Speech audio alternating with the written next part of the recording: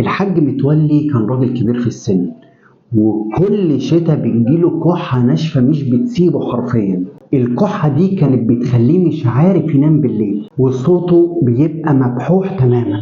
مراته الحاجة فاطمة كانت بتجرب معاه كل الوصفات البلدي اللي احنا كلنا نعرفها، بس الكحة كانت عنيدة جدا. في يوم الكحة زادت عليه لدرجة إن حس إن صدره بيوجعه. الحاجة فاطمة قالت له: يا حاج متولي لازم نروح الصيدلية، يمكن الصيدلي يلاقي حل. صحيوا الصبح راحوا الصيدلية.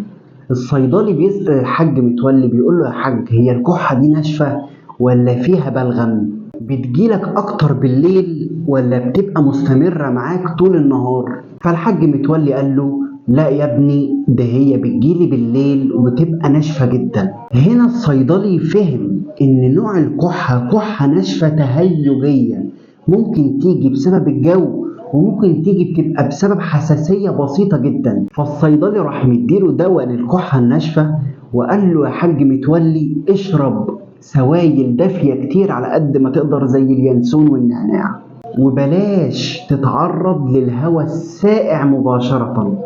وكمان نصحه لو الكحة فضلت مستمرة معاك لأكتر من أسبوعين يبقى لازم تزور طبيب فورا علشان يتأكد إن مفيش حاجة، وخصوصا لو الحاج متولي حس بضيق في التنفس. الحاج متولي روح البيت، بدأ يلتزم بالعلاج والتعليمات اللي الصيدلي قال له عليها، وبدأت الكحة تقل تدريجيا مع الوقت لحد لما اختفت تماما.